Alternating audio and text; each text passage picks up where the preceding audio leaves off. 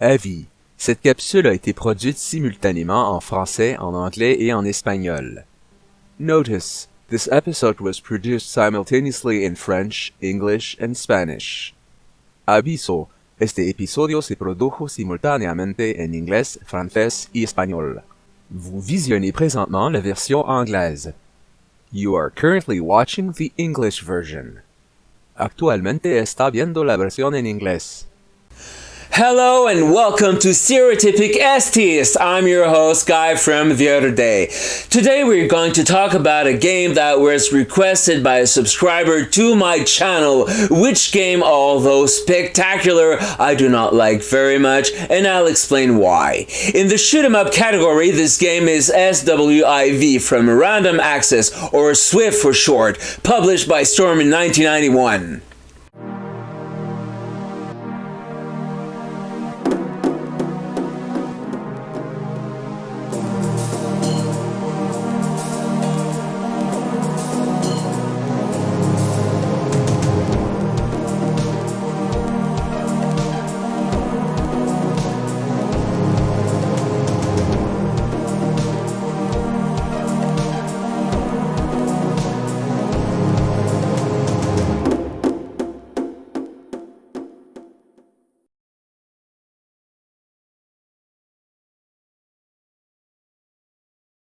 First, regarding shoot 'em ups, I've talked about them a few times already, especially in my episode on Xenon 2, but here's a reminder. A shoot 'em up, which is self-explanatory, consists of a game in which you evolve in some arbitrary universe and in which you have to shoot down the enemies that show up and that, most of the time, are trying to kill you. Space Invaders is one of the first, if not the first. In this game, you have to prevent waves of alien invasions by destroying all the ships displayed on the screen. Around the same years, we also got Galaxian, which expands the genre by presenting the universe this time in color, and in which enemies swoop down to attack, sometimes in groups. Still in the same genre, one cannot ignore Galaga, which for me is one of the best among the classic shoot 'em ups, which picks up on the idea of group attacks, both in the initial disposition of the enemy ships as for their raids, with the possibility of having your ship captured to later be recovered, thus having two lines of fire instead of just one. Obviously, need I specify that ordinarily a shoot 'em up is a POAP, an EFAG, and certainly not a WDIG nor a WDID. Over time, the genre has become more refined and has come to be set in more familiar contexts. One example among the thousands that exist is Gunsmoke, adapted for the ST under another name. I also have to mention Xevious, a cult classic game set on Earth somewhere in the future. The reason is that SWIV pays homage to all games mentioned previously, and I'll show you where and how during this episode. For a very long time, shoot 'em ups were my favorite arcade games precisely because they were POAPs. But the moment I acquired my first computer and my first console in 1991 and 1992 respectively, I began to lose interest in the genre.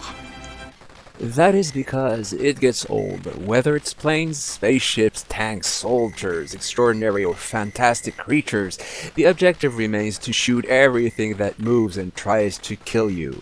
That's why my first reaction, when it was suggested that I do an episode on SWIV, was, not sure it's as good as Xenon 2, which I talked about more than a year ago.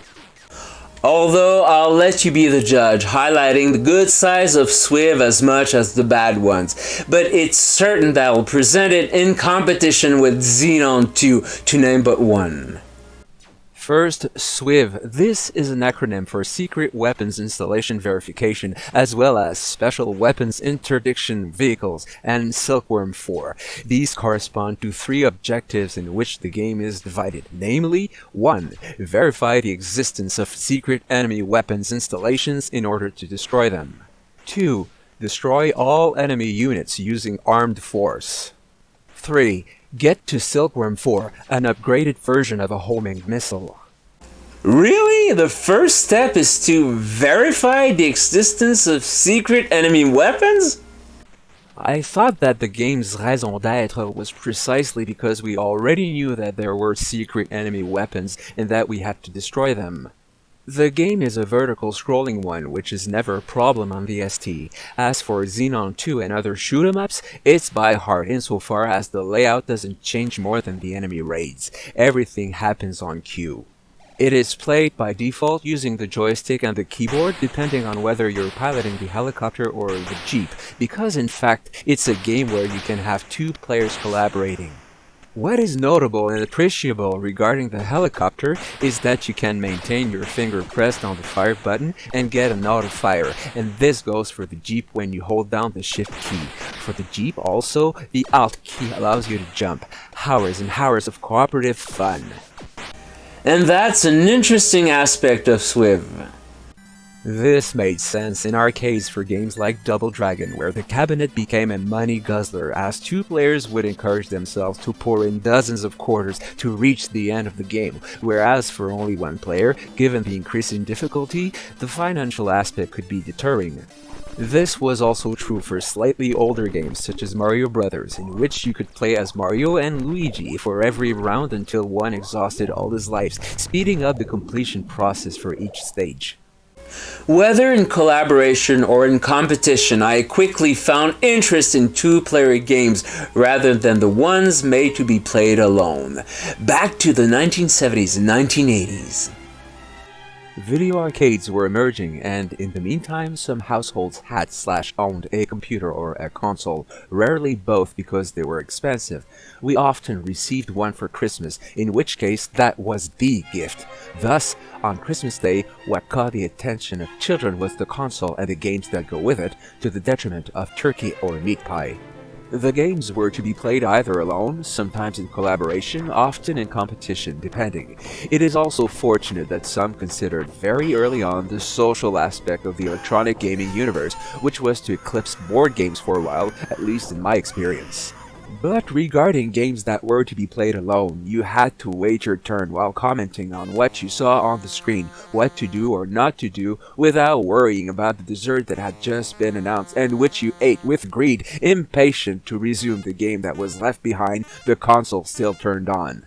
Feel free to share your childhood memories in the comments. Was it different for you? Getting back to SWIV, the scrolling is ongoing in one direction with a few pauses. It is carried out on a single level without parallax effect, for the sake of efficiency in terms of gameplay. The reason is that there are a lot of sprites on the screen, which sometimes causes the frame rate to drop. Having parallax effects would only slow down the execution of the game's code even more, without adding much to it. I remind you that the original ST had no blitter chip. All screen manipulations were done within the program through the processor.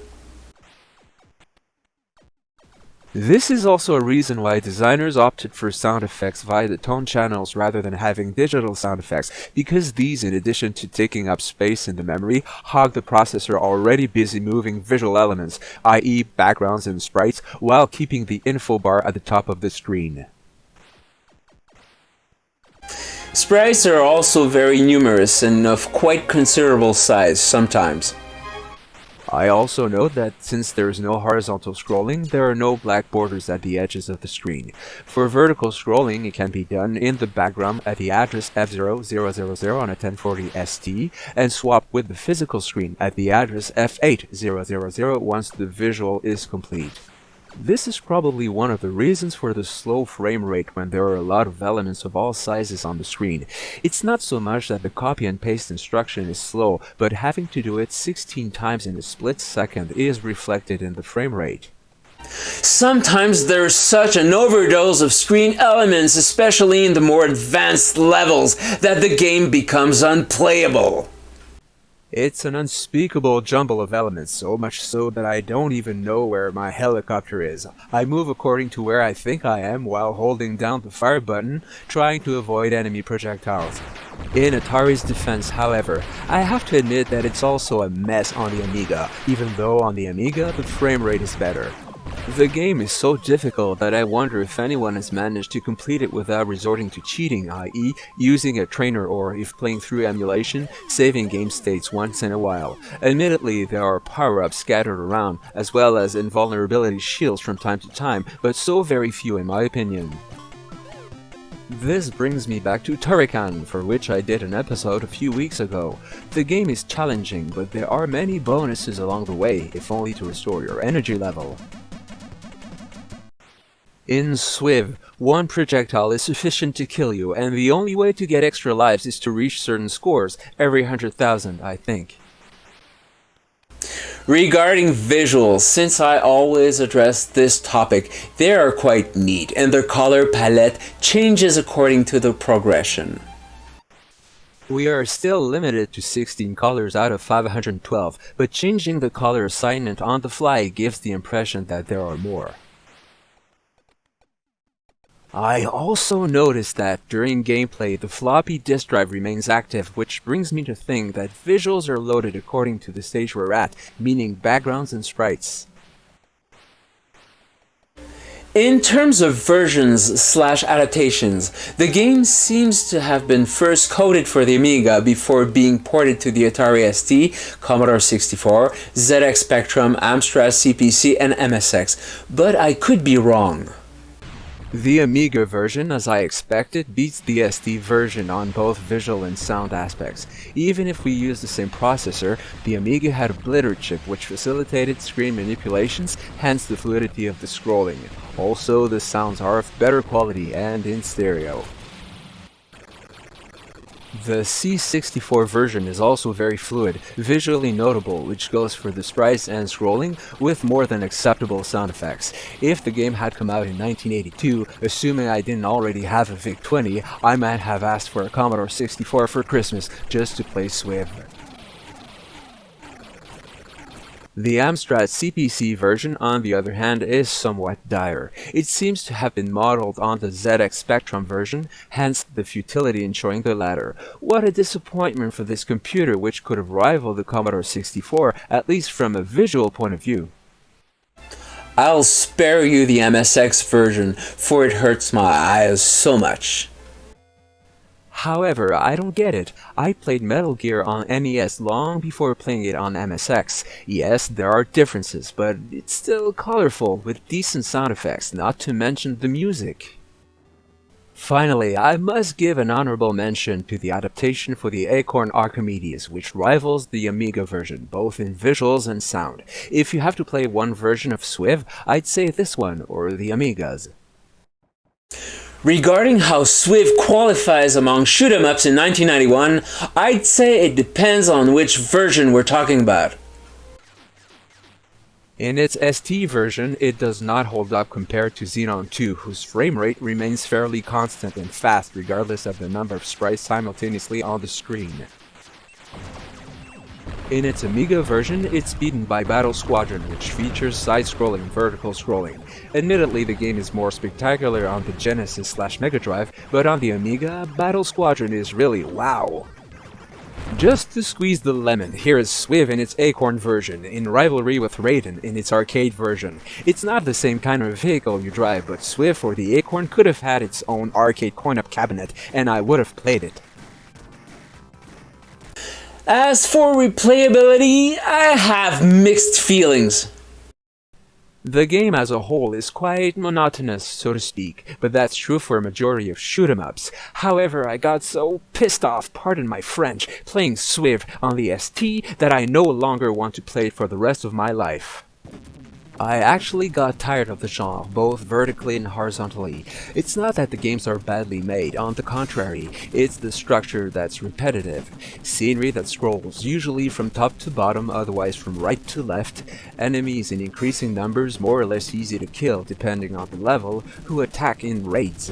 Bonuses along the way, which you keep or lose when you die depending on the game.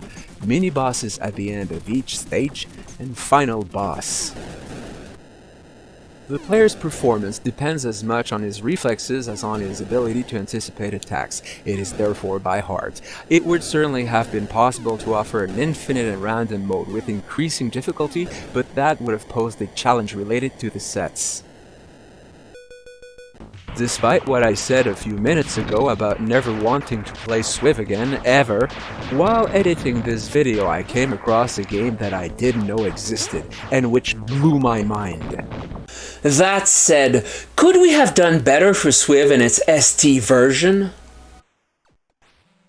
The game was coded directly in assembly or machine language, so in principle I'd say no, although by decreasing the size of the sprites and reducing their number, we could have maintained a good frame rate on the ST. But the mentality in 1991 was that Amiga and Atari ST games visually resemble each other as much as possible to the detriment of gameplay. It was a choice that had to be made. SWIV in its ST version is not bad, but it illustrates the limits of the computer at a crucial moment in/of its existence. There you go. This was today's episode. If you enjoyed it, please give me a thumb up. Thanks also to my patrons via Patreon. If you would like to support me, you are welcome to do so. I also have a Facebook group if you want to keep up to date. In addition, if you haven't already done so, I invite you to subscribe to my channel by clicking on the subscribe button, and to let me know in the comments of your appreciation of SWIV or even shoot 'em ups in general. Finally, if there are any games you'd like me to talk about, let me know. I'm Guy from the other day.